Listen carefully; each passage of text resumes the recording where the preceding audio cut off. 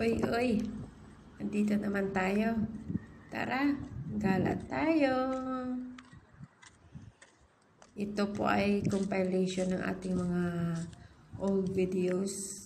Ayan na sinisend sa atin sa Messenger.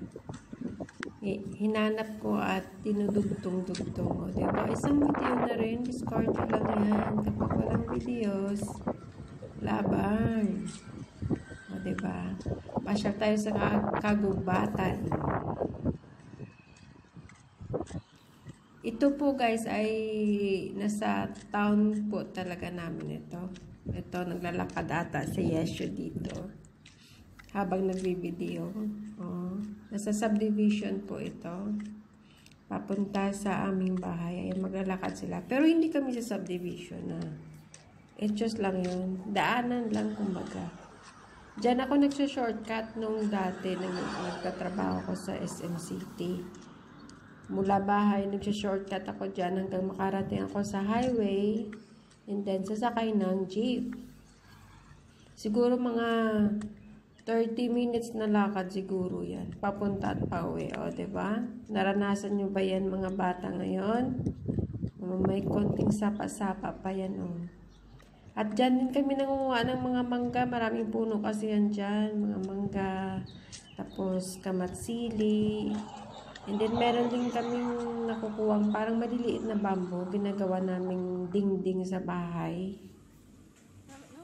Diba napakalawak? Dito naman po ay nasa harapan natin ng bahay namin ito. Siyempre, tagal ko na din nakauwi. Kaya may mga bagong tanim na saging. And naglalakad sila sisters. Lahat ng nakikita nyo yan, hindi akin yan. Ayan, mamasyal pa tayo doon sa bandang dulo. O, diba pag nag-video, mula kaliwa pa kanan. O, hindi na-inform. Ang ganda ng sunset, o. Sunset kaya yan o sunrise? I'm not sure. Siguro sunset kasi parang kukunin na nila ang kambing at iuwi sa bahay. Ayan, napaka-cute naman. May isang baka pa doon. Kaninong baka kaya yon? Napaka-cute ng kambing guys. Ang tagalan ng videos na ito. Hindi ko alam kung buhay pang kambing na to. Pero syempre, upload natin yan. Sayang naman. Oh. Andun pa yung isa. Oh, napaka-kulay-full.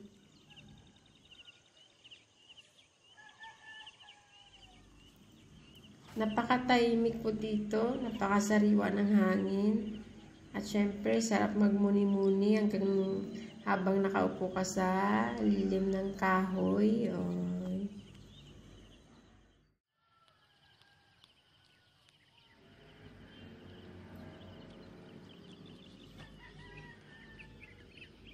Uwi na tayo, kambings. Sobra kasi isa, kaya plural, may S. Ang ganda ng puti. Gusto ko siya. At saka napakaganda pakinggan yung mga huni ng mga insekto sa kapaligiran.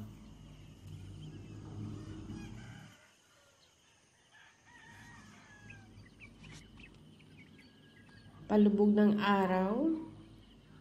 Dito naman tayo sa bandang kabilang bundok. Ay, ano ba to? Ayun yung nilalakaran namin. Parang kunting pathway. Yung kahon ba? Ano tawag dyan? Ayan o. Di ba ang ganda ng place? Ito naman po sa kapatid ko po ata. Ito yung sinasaka niya yung palayan ng aming tiyahin. Ayan, may mga manok. Daming kahoy. Napaka guys, 'di ba? Napaka-aliwalas at syempre napaka-fresh ng hangin diyan, ano. Ito naman ay nasa likod ng aming bahay. May puno po diyan ng papaya, atis, ano pa? Ano yung pinapakita mo diyan? Pero hindi ko makita. Atis po yan. Pwede ka magtanim dyan, magbungkal, kahit anong itanim mo, sure na tutubo. Meron dun sa likod banda nakita nyo, parang napakalaking gabi. Pero makating gabi po ata. Yan yung nasa kanan banda. Ayun o, yun. Yan. Diba?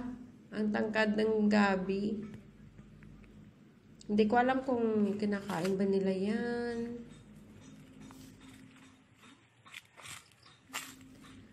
Ito yung sarap taniman ba? Humanda ka pag uwi ko. Mapupuno kayo dyan.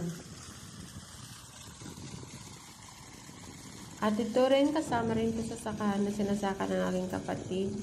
May patubigan po dyan kasi napakalawak ata yung sinasaka niya. Minsan nagtatanim sila ng kamatis, pechay.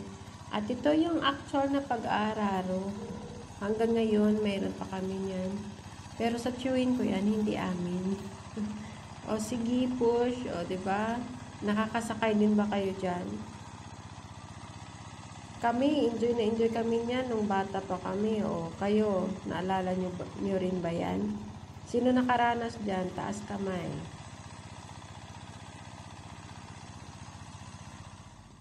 At syempre, kapag nasa probinsya ka, ayan, hindi mawawala yung lutuang kalan na ginagamitan ng kahoy. Masarap po yung lasa niyan pag dyan po kayo nagluto. Ayan, takam-takam na lang tayo sa kanilang niluluto. O, diba? Nasa kalan po siya. Yung sa kabila naman is kanin, dito naman is ulam. Ito yung adobong sitaw na maitlog. Kakaibang to guys, recipe. Kita nyo naman. At dito banda naman ay pansit. Sinisend na kasi guys yung mga videos na to. Kaya hindi ko pa na-edit. Dugtong-dugtong na lang natin yung mga masasarap na ulam. Siyempre, mahilig kami sa sabaw. O, yan yung tinatawag na patutin. Palalaputin lang yung niya, sarsa niya. At adobong kangkong na may sili na napakasarap. Kangkong lovers, yan yung bumubuhay sa amin.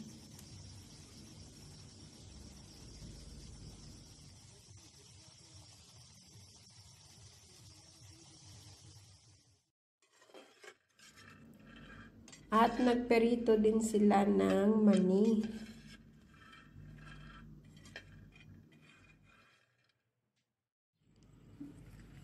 Dito sa likod ng bahay, ayan, may punong okra tayo dyan. Fresh na fresh. At saka may mga atis.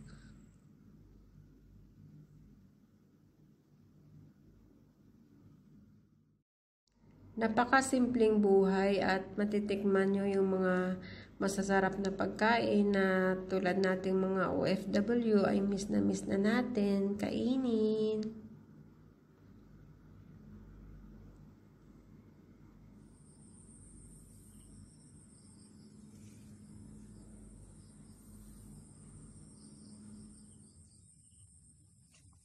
Ito naman po ay palaka at niluto ng aking kapatid.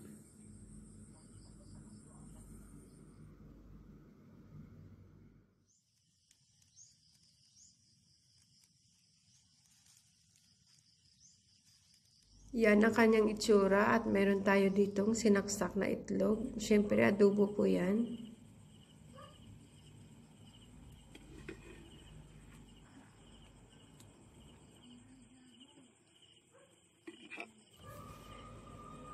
Nakakamiss umuwi, diba? Mga kapwa ko OFW. Sana naaliw po kayo sa ating video for today.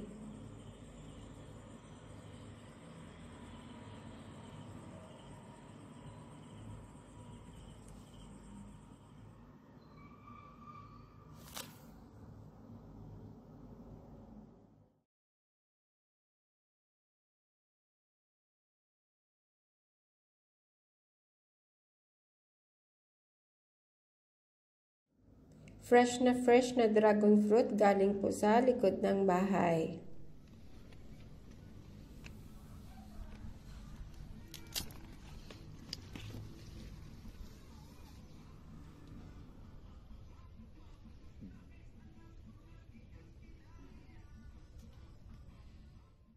Meron din tayong mga fresh na kamatis at mga isda.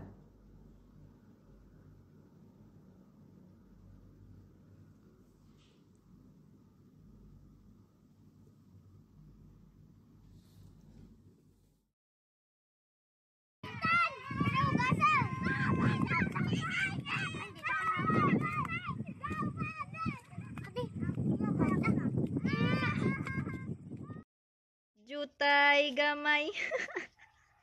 Namian mo na sa. Ay. Nalululululululu. Mga 15 seconds. Send ko yung manang yun.